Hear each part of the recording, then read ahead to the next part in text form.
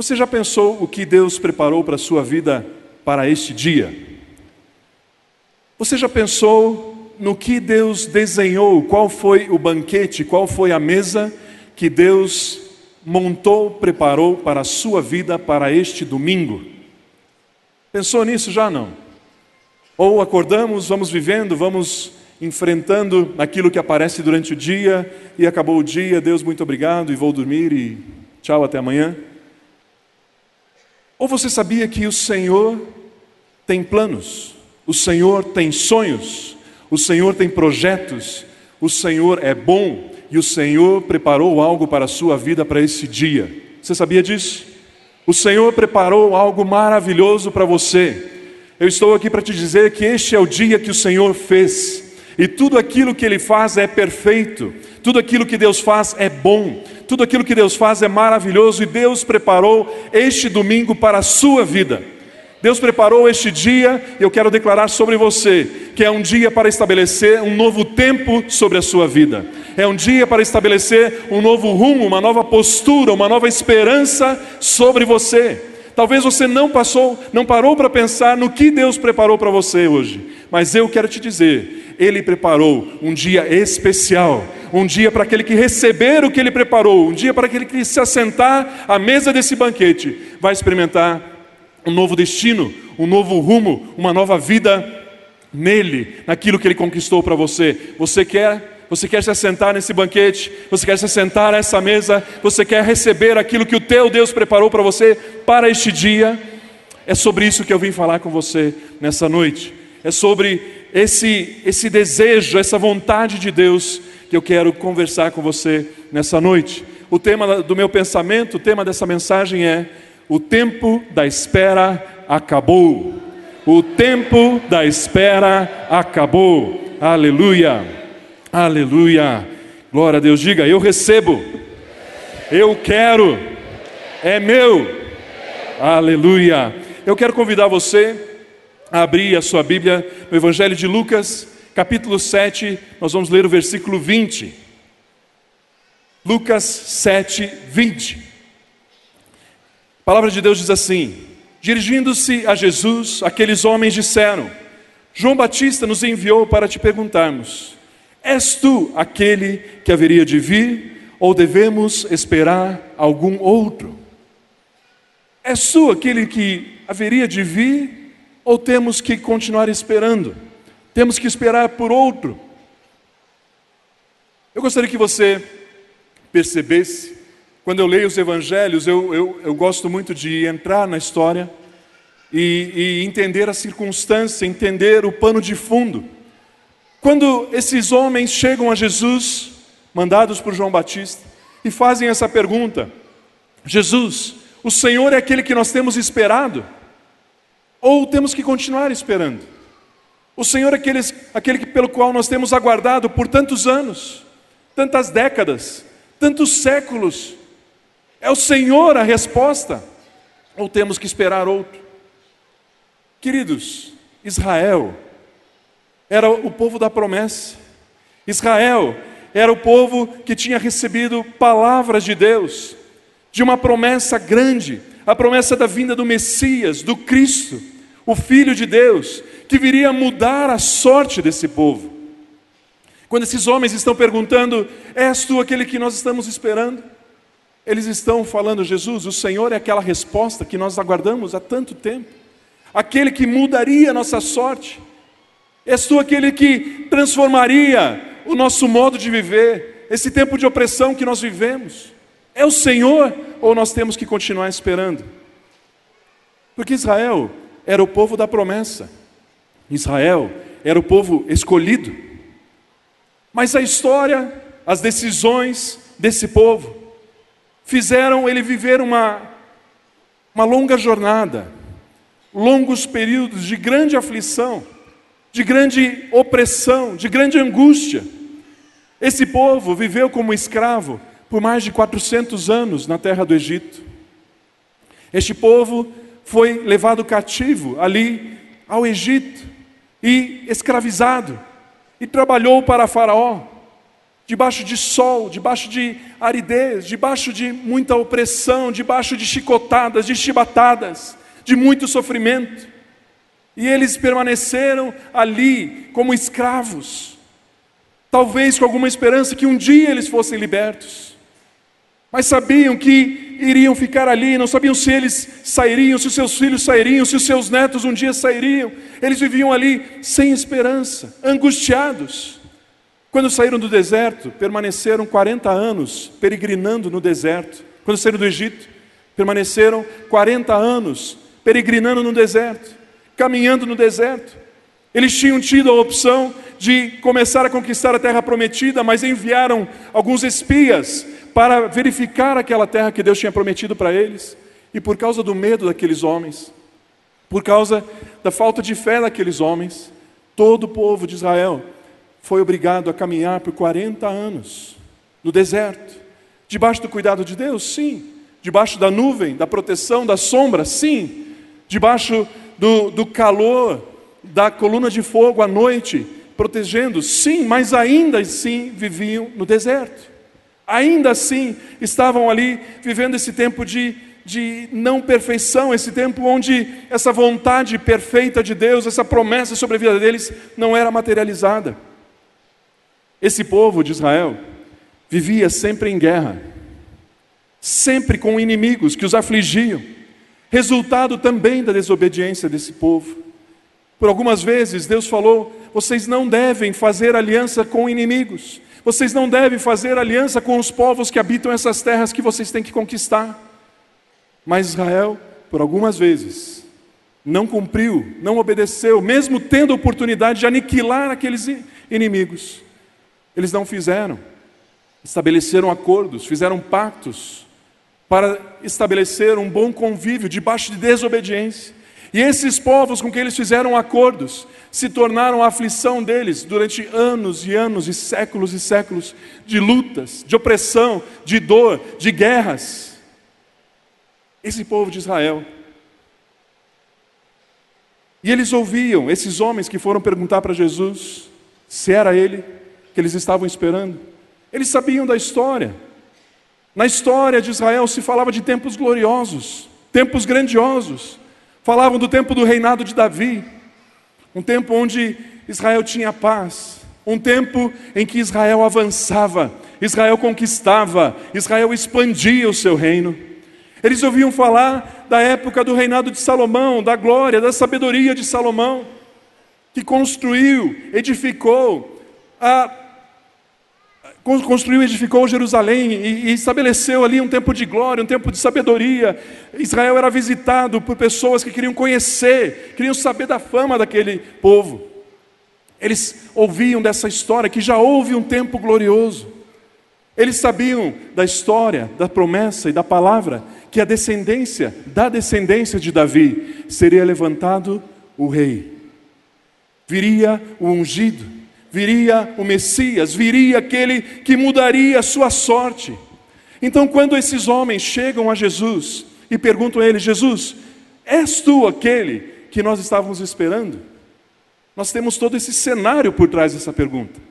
Nós temos toda essa situação por trás dessa pergunta. Porque eles estavam perguntando, eles pensavam: um dia vem o Messias, um dia vem esse rei, um dia vem esse libertador, um dia virá alguém que vai mudar o nosso destino. Mas quem sabe um dia? Porque tudo aquilo tinha feito com que eles não vivessem o perfeito de Deus. Tudo aquilo fazia com que eles vivessem alguns momentos de alívio, alguns momentos de dor, alguns momentos de respiração mais aliviada e alguns momentos de grande angústia, de nó na garganta. Alguns momentos de paz e muitos momentos de luta.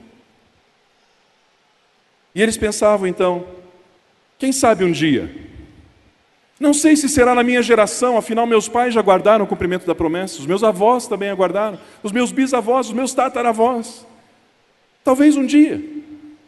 Não sei se vai ser na minha geração, talvez não seja para mim, talvez seja para os meus filhos. Talvez o Messias venha quando os meus netos estiverem vivendo. Tudo isso passava no coração, no peito daquelas pessoas. E neste tempo específico dessa pergunta, mais uma vez Israel estava vivendo debaixo da opressão do Império Romano agora. O Império Romano tinha colonizado Israel. Israel agora vivia debaixo da opressão romana. Eles tinham que pagar tributos aos romanos. Eles estavam vivendo ali, buscando e ansiando e desejando que se manifestasse então um ungido, para que eles então começassem uma nova história, que eles retornassem ao tempo de glória, de paz, de avanço, de conquista. E eles perguntam então a Jesus: é o Senhor que temos esperado? É o Senhor o cumprimento da promessa? É o Senhor que vai transformar a esperança em realidade? É o Senhor que temos aguardado por séculos? Ou temos que esperar outro? Ou temos que esperar outro? Eu quero trazer um comparativo dessa história de Israel para a minha vida e para a sua vida. Porque muitas vezes não nos sentimos como os israelitas sentiam. Na nossa vida, se puxamos, fazemos um histórico, uma biografia do que vivemos até aqui, não vivemos momentos de lutas, alguns momentos de alívio, momentos de algumas vitórias, momentos de muitas derrotas, momentos de bastante dor, momentos de guerra, de luta, de aflição, de aperto, momentos de lutas na área de saúde física, momentos de lutas na área financeira, momentos de lutas na área de relacionamentos, família, momentos de luta onde as coisas parecem que não avançam, não vão. Talvez alguns momentos de esperança, talvez alguns momentos de alívio. Como é para nós? Será que nós podemos nos identificar com esse povo de Israel? Com grande expectativa, com grande ansiedade. Quando se manifestará esse dia? Quando se manifestará esse tempo de alívio? Quando será que nós vamos viver essa nova vida? Sabe o que me chama a atenção? Como Jesus respondeu a estes homens. Como que Jesus respondeu? Porque eles perguntaram: Senhor, é o Senhor? É o Senhor que vai trazer alívio? É o Senhor a quem nós temos esperado? Vamos ler o texto novamente? Vamos ler o texto novamente. Lucas 7:20 diz assim: dirigindo-se a Jesus, aqueles homens disseram: João Batista nos enviou para te perguntarmos: és tu aquele que haveria de vir ou deveríamos aguardar outro? Naquele momento, Jesus curou muitos que tinham doenças, males, doenças graves, espíritos malignos, e concedeu visão a muitos que eram cegos. Então ele respondeu aos mensageiros: voltem e anunciem a João o que vocês viram e ouviram. Os cegos veem, os aleijados andam, os leprosos são purificados, os surdos ouvem, os mortos são ressuscitados e as boas novas são pregadas aos pobres. É feliz aquele que não se escandaliza por minha causa. Aleluia. Como Jesus responde àqueles homens? Isso me chama a atenção. Como Jesus respondeu àqueles dois homens? Eles chegaram diante de Jesus, com todo esse cenário, com toda essa circunstância que nós descrevemos aqui, e perguntam: Jesus, és tu aquele que nós deveríamos esperar? E Jesus, ele podia responder e dizer: sim, sou eu. Sou eu a resposta, sim, sou eu aqueles que vocês têm aguardado. Mas ao invés disso, o texto diz que naquele momento em que eles fizeram essa pergunta, sabe o que Jesus fez? Jesus virou para o lado. Tinha uma grande multidão em torno de Jesus naquele momento. Tinha muitas pessoas que chegavam a Jesus, perto de Jesus, para ouvir da sua palavra, para receberem dele, para serem tocados por ele. E Jesus então, quando é perguntado por aqueles homens, ele olha para o lado e ele começa a procurar os necessitados. Ele olha no meio da multidão e ele começa a procurar aqueles que eram doentes. E ele vai até aqueles homens e os cura. E aquelas mulheres e as cura. Ele levanta o paralítico. Ele estende a mão ao coxo e o faz andar. Ele percebe o cego e toca nos seus olhos. Aquele homem começa a ver e o surdo começa a ouvir. E ele vê aqueles que estão opressos debaixo da influência demoníaca. E ele toca aquelas pessoas, elas são libertas. E ele fala da sua palavra, ele anuncia o evangelho. E muitas pessoas, o texto diz, naquele momento, muitos foram tocados. Naquele momento, muitos foram curados de doenças graves, muitos receberam visão, muitos que eram cegos passaram a enxergar. E aí, depois de fazer isso, a resposta de Jesus àqueles homens foi: os aleijados andam, os leprosos são purificados, os surdos ouvem e os mortos são ressuscitados. Jesus responde àqueles homens dizendo: vejam aquilo que eu tenho feito. Transmitam a João a resposta, e a resposta é aquilo que vocês têm visto e aquilo que vocês têm ouvido. Feliz é aquele que não se escandaliza por minha causa. Sabe o que Jesus está dizendo aqui? Feliz é aquele que recebe o que eu faço. Feliz é aquele que não rejeita aquilo que eu tenho feito. Feliz é aquele que não rejeita o que eu desejo e o que eu posso fazer. Esse é feliz, esse é bem-aventurado, aquele que não se escandaliza por minha causa, mas recebe-me como o Filho de Deus, recebe-me como ungido. Este é bem-aventurado. Da mesma forma, queridos, nós podemos olhar para a nossa vida, nós podemos observar. Eu não sei se você passa isso, eu passo. Muitas vezes vem perguntas na cabeça, assim como aquele povo, ele pensava: existe uma outra vida, nós estamos aguardando um ungido, existe uma promessa, existe uma palavra, até quando vamos esperar? Muitas vezes nós ouvimos a respeito de uma outra forma de viver, não é verdade? Nós ouvimos: existe uma outra vida. Nós nos sentimos como o povo de Israel, sabendo que aquilo que estamos vivendo hoje não é a vida que deveríamos estar vivendo. A vida que nós estamos experimentando hoje é uma vida que está aquém daquilo que já foi liberado e concedido a nós. Que existe uma vida mais sublime, que existe uma vida de vitória, que existe uma vida de governo sobre as finanças, que existe uma vida de governo sobre a saúde, que existe uma vida de paz no casamento, uma vida de paz na família, de bom relacionamento, que existe uma vida, uma outra vida, uma vida que nos espera. E nós perguntamos a Deus: Deus, quando que vai chegar o tempo dessa vida? Quando que nós vamos experimentar essa vida mais sublime, essa vida abundante? Até quando temos que esperar? Até quando temos que aguardar? Chegou o dia de vivermos essa nova vida, Deus. Chegou o momento de nós entrarmos nessa vida onde eu tenho governo na área financeira, que até hoje tem me oprimido. Chegou o tempo de eu experimentar paz na minha casa, que hoje é um lugar de batalha, de angústia, de briga, de discórdia. Chegou o tempo de eu experimentar uma saúde perfeita, plena, que o Senhor me deu na cruz. Até quando eu tenho que esperar, Jesus? Sabe como Jesus responde? Sabe como Jesus te responde?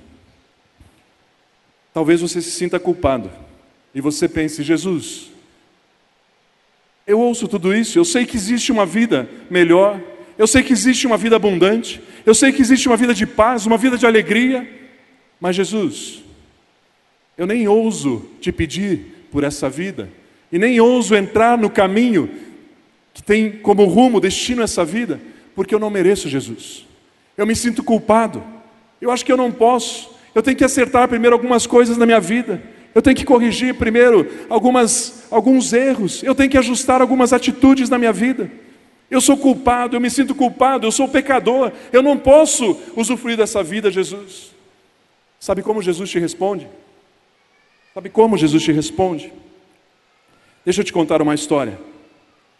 Certa vez um homem, um paralítico, incapaz de se movimentar, incapaz de percorrer distâncias, mas querendo uma nova vida, ele é levado por algumas pessoas, 4 homens, ficam sabendo que Jesus está em uma casa em Cafarnaum.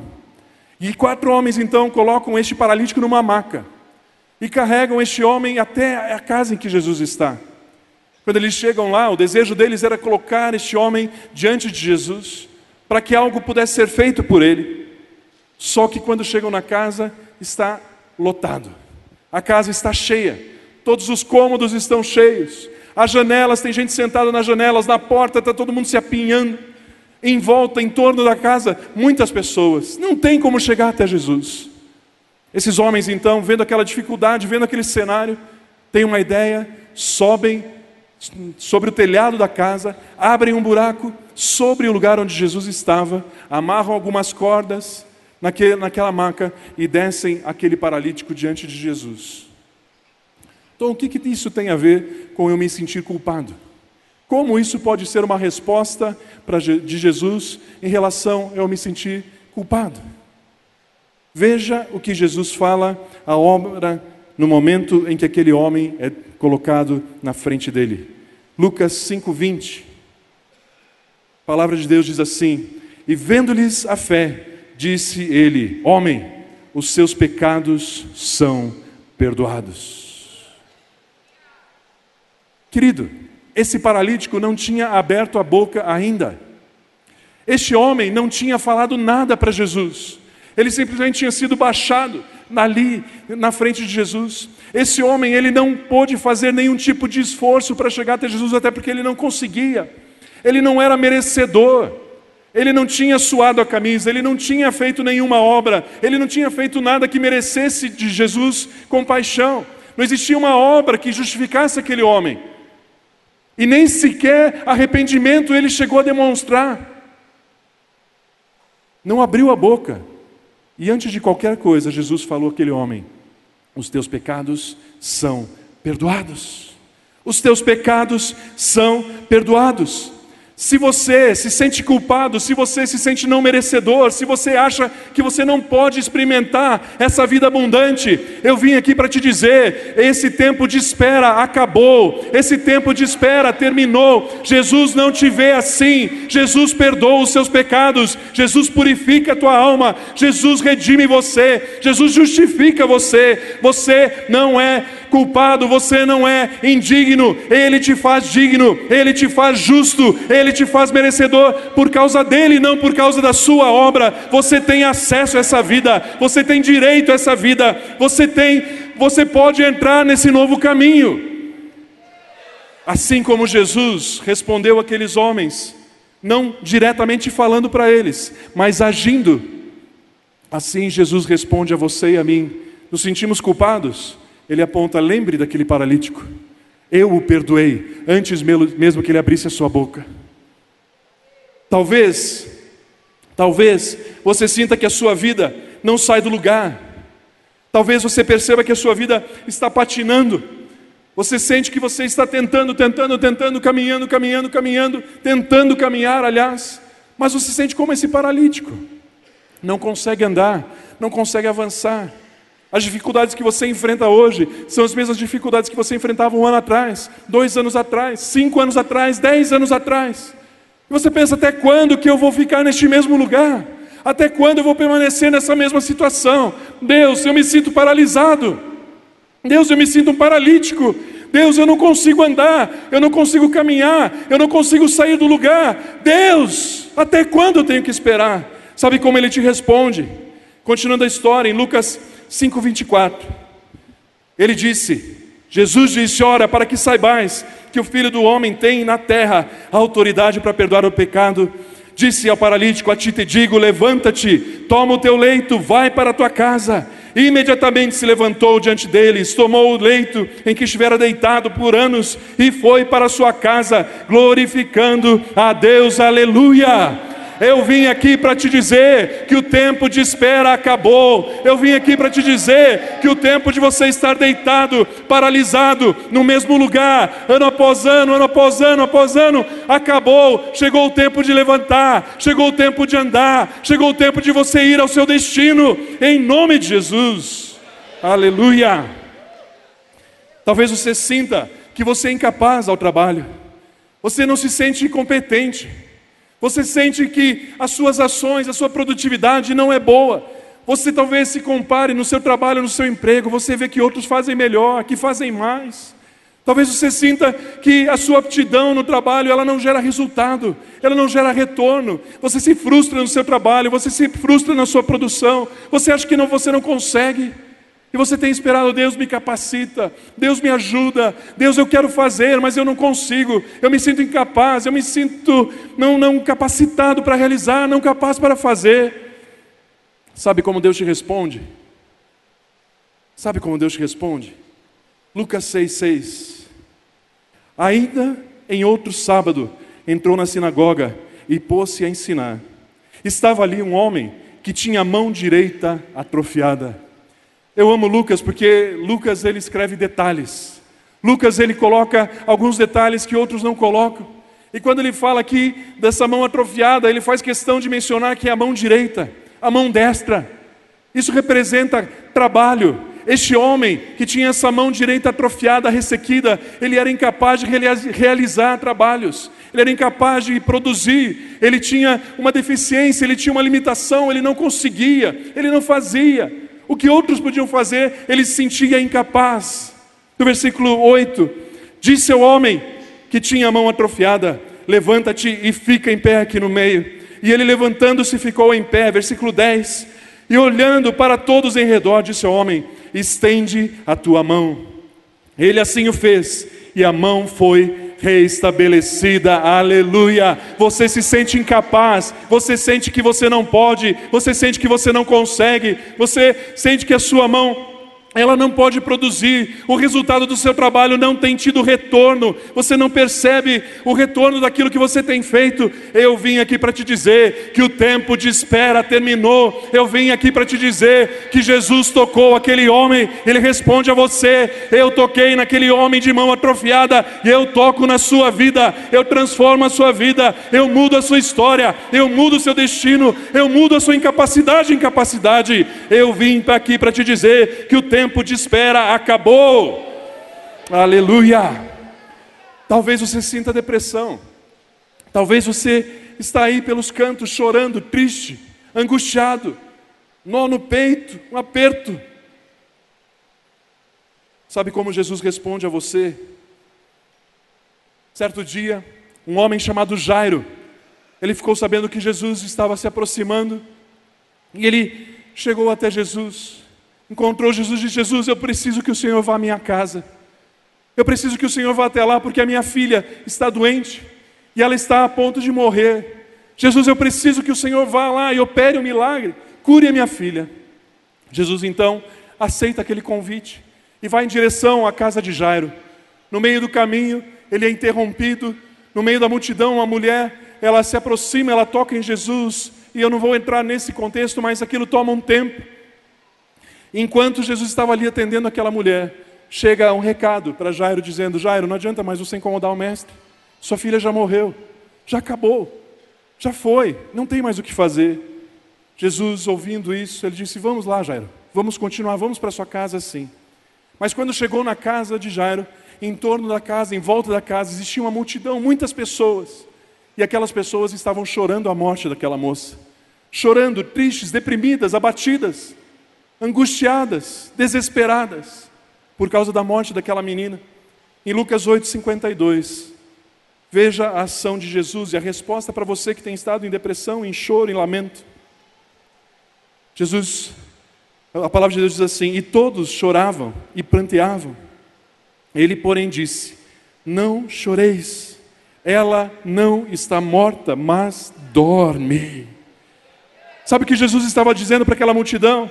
Vocês acham que existe motivo para tristeza, mas não existe. Vocês acham que vocês têm razão para chorar, têm razão para vocês estarem angustiados, oprimidos, abatidos, tristes, sem esperança, mas não existe. O cenário vocês estão interpretando de uma forma, mas a realidade é outra. Essa menina não está morta, ela dorme.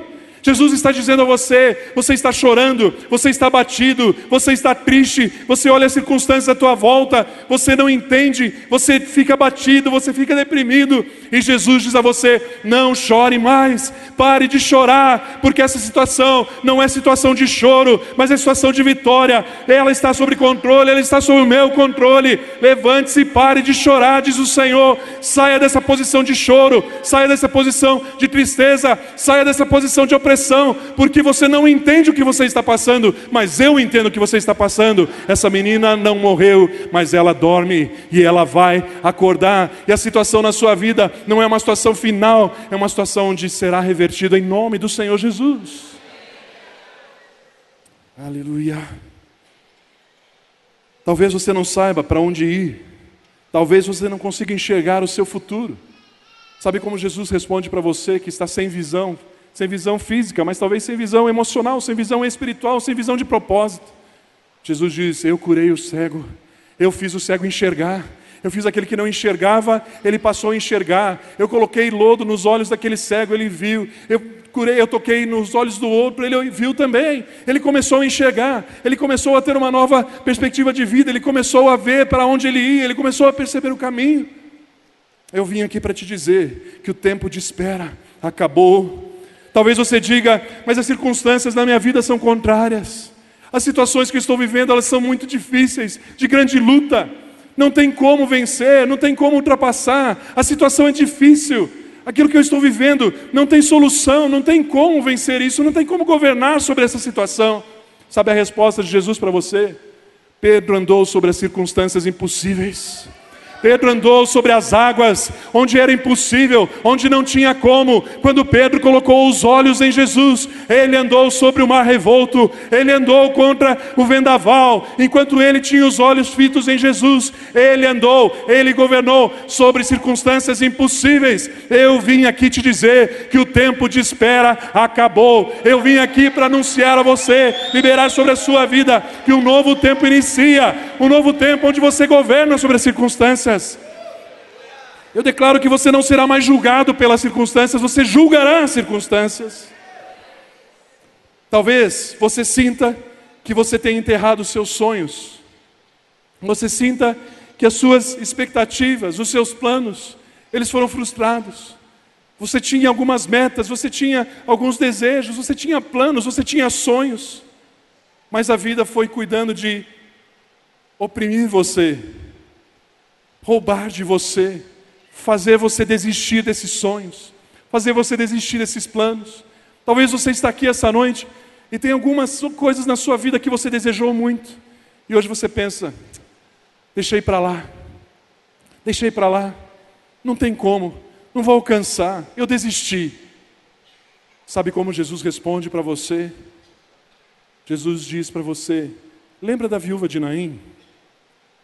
Existia uma mulher da cidade de Naim, era casada, tinha um marido, teve um filho, e ela tinha planos, ela tinha sonhos, ela tinha objetivos com aquele homem, com seu marido. Ela tinha objetivos de conquistar, de realizar, de edificar. E um dia aquele homem morreu. Um dia ela se tornou viúva. Momento de grande luta, de grande dor, de grande frustração na vida dela. Ela foi obrigada, por causa daquela morte, em engavetar muitos dos seus sonhos, muitos dos seus planos com seu marido. Mais do que isso, ela passou a depositar agora, construir novos sonhos na vida do seu filho. Novos planos para que o seu filho realizasse. Novas conquistas que o seu filho galgasse durante a sua vida. E chegou certo dia que aquele filho morreu, filho único. Ela não tinha mais filhos. Ela não tinha mais onde estabelecer sonhos. A própria vida dela passava a ser uma incógnita, porque culturalmente, naquele tempo, quem sustentava a casa era o homem. O marido sustentou por tempo, até que morreu. E esse cargo, essa incumbência, essa responsabilidade foi passada para esse único filho jovem. E nesse dia, ela está enterrando a sua provisão, os seus sonhos, os seus planos, os seus desejos. E ela pensa: acabou. Não sei nem o que eu vou fazer amanhã. Mas Jesus entra naquela cidade. Jesus sai de Cafarnaum, a 30 quilômetros daquele lugar. E Jesus vai em direção à cidade de Naim. E à porta da cidade, ele encontra aquele funeral. Na porta da cidade ele encontra aquele cortejo fúnebre. No momento em que aquela mulher estava enterrando os seus sonhos, deixando para trás toda a sua esperança de vida, angustiada, na porta da cidade, houve o encontro da morte com a vida. Houve o encontro onde aqueles sonhos que estavam sendo enterrados, encontraram o Rei dos Reis, Senhor dos Senhores, e Deus, e Jesus diz àquele jovem: levanta-te. E os sonhos foram restaurados, os sonhos foram reconstruídos, os planos foram restabelecidos. Eu vim aqui para te dizer que o tempo de espera acabou. Eu vim aqui para te dizer que nós estamos no lugar, nós estamos na porta onde a morte encontra a vida. Eu vim aqui para te dizer que os teus sonhos que você tem enterrado, eles podem reviver, porque você está na presença do Senhor Jesus. Algumas semanas atrás nós ouvimos o pastor Josué ministrando sobre isso, sobre os sonhos de Deus. Os sonhos de Deus jamais vão morrer na sua vida, meu irmão. Os sonhos de Deus jamais vão morrer na sua vida. Talvez você sinta que a sua família está se desfazendo, os teus filhos estão se perdendo, o seu relacionamento com o seu esposo, com a sua esposa está se desmontando, a sua casa está ruindo. Sabe como Jesus responde a você? Deixe os seus olhos fitos no horizonte, porque assim como aquele pai viu o filho pródigo voltar para casa, você verá os seus filhos voltarem ao seu lar.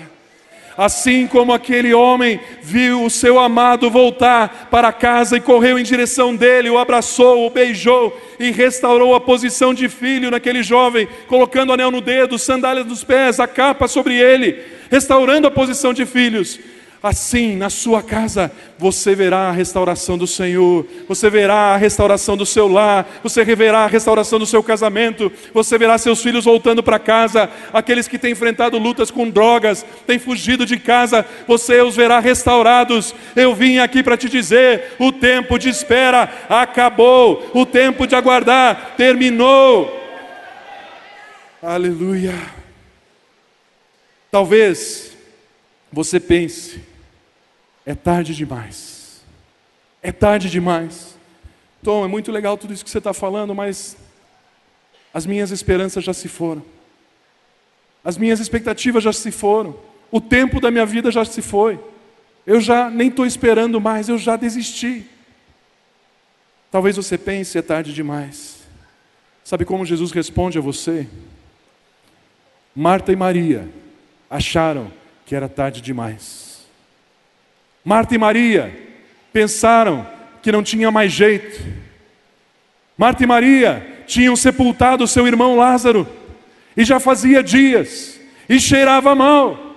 E quando Jesus chegou, elas disseram: Jesus, é tarde demais, não tem mais o que fazer, não tem mais como resolver a situação. Se você tivesse chegado dias atrás, aí poderíamos até ter uma esperança de que o Senhor o curasse, mas agora é tarde demais.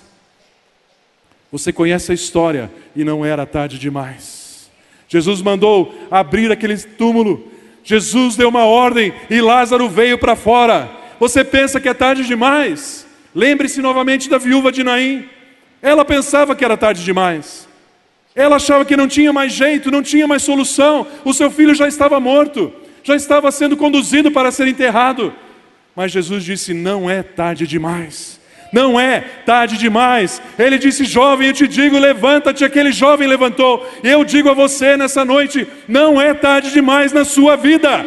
Não é tarde demais para você. Os seus sonhos não morreram de forma definitiva. Os seus planos não se acabaram de uma vez. Eu vim para te dizer que o tempo de espera terminou. Existe um novo tempo para a sua vida. Existe uma dispensação para a sua vida. Eu vim aqui não para te animar. Eu vim aqui não para te incentivar. Eu não vim aqui para te dar uma palavra inspiradora e você ter uma semana animada. Eu vim aqui para liberar, debaixo da ordem dos céus, um novo tempo sobre a sua vida. Eu vim aqui para dizer a você: o tempo de espera acabou. A você que recebe, a você que deseja, a você que recebe a obra de Deus, Ele te responde: o tempo de espera acabou. Aleluia, aleluia, aleluia. Queridos, quando o Bill me convidou e me deu a oportunidade para estar ministrando essa noite. Eu comecei a buscar em Deus. Deus, o que o Senhor quer que eu ministre? Deus começou a colocar essa palavra no meu coração. Eu falei, Deus, eu não gosto da ideia de subir num púlpito, trazer uma palavra motivacional, que gera uma esperança falsa no coração do povo, porque eu aprendi que a esperança adiada adoece o coração. E eu confesso que eu resisti um pouco a ministrar essa palavra, mas o Espírito de Deus começou a falar comigo: Tom, você não vai lá para motivar as pessoas, você vai lá na condição de ministro, servo meu, para liberar sobre o meu povo esse novo tempo. A palavra de Deus diz que aquilo que nós liberamos na terra é liberado no céu. Aquilo que nós ligamos na terra é ligado no céu. O que desligamos na terra é desligado no céu. E é nessa posição que eu estou aqui nessa noite, para liberar, profetizar sobre a sua vida. Eu estou aqui para liberar na terra o que está liberado no céu sobre você. E um novo tempo já está liberado sobre você. Essa dispensação, ela está disponível à sua vida. Eu quero liberar uma palavra profética. E não é uma palavra de homem, é a palavra de Deus sobre a sua vida nessa noite. Se você quiser, gostaria de convidar você a ficar em pé. Eu quero declarar a palavra de Deus sobre a sua vida, sobre a sua família, sobre o seu trabalho, sobre a sua casa, sobre as suas emoções, sobre a sua saúde, sobre todas as áreas da sua vida. Eu quero declarar a palavra de Deus. Eu quero incentivar a você, que você tenha uma posição de receber, de se rasgar e dizer: Deus, eu quero. É a tua palavra, é a tua vida, eu quero. Abra o seu peito, abra o seu coração, e eu declaro sobre você: o deserto e a terra seca se regozijarão, o ermo exultará e florescerá, como o narciso florescerá abundantemente, e também exultará de júbilo e romperá em cânticos. Dar-se-lhe-á a glória do Líbano e a excelência do Carmelo e Saron. Eles verão a glória do Senhor, vocês verão a glória do Senhor, vocês verão a glória do Senhor e a majestade do nosso Deus. Fortalecei as mãos fracas. Eu declaro em nome do Senhor Jesus as suas mãos fortalecidas. Eu declaro a sua capacidade de realizar restaurada em nome de Jesus. Firmai os joelhos trementes. Firmai os joelhos trementes. Eu declaro que o tempo de prostração acabou. Chegou a hora de caminhar. Chegou a hora de marchar. Chegou a hora de correr. Dizei aos turbados de coração: sede fortes, não temais, eis o vosso Deus. Com vingança Ele virá, sim, com recompensa divina Ele virá e vos salvará. Então os olhos dos cegos se abrirão, os ouvidos dos surdos se desimpedirão. O coxo saltará como cervo, o coxo saltará como cervo, a língua do mudo cantará de alegria. Águas arrebentarão no deserto, aonde tem sido seco na sua vida, as áreas que tem havido sequidão e deserto na sua vida. Eu declaro, eu profetizo: vem o tempo de abundante chuva, vem o tempo de abundante chuva. Eu declaro em nome de Jesus que as áreas de maiores derrotas na sua vida, elas passam agora a ser as áreas de maior vitória, as áreas de maior conquista.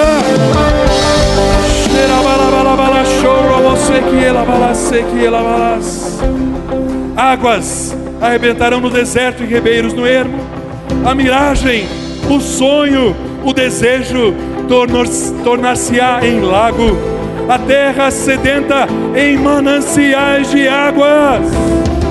Nas habitações que haviam os chacais, nas habitações em que estavam aqueles que roubavam o fruto do trabalho, haverá erva com canas e juncos, haverá prosperidade e haverá abundância, e ali haverá uma estrada, um caminho que se chamará o caminho da santidade. O imundo não passará por ele, mas será para os remidos. Será para os remidos, será para você, será para mim. Os caminhantes e até mesmo os loucos não errarão neste caminho. Ali não haverá leão, nem animal feroz subirá por ele, não se achará nele. Mas os remidos do Senhor, mas os remidos do Senhor, mas os remidos do Senhor andarão por este caminho de abundância com júbilo, com júbilo, e alegria eterna haverá sobre as suas cabeças. Gozo e alegria vocês alcançarão, e de vocês fugirá a tristeza e o gemido. Eu vim aqui para te dizer que o tempo de espera acabou. Eu vim aqui para te dizer que chegou o tempo da vitória, o tempo do riso, o tempo da dança, o tempo da alegria. Ei!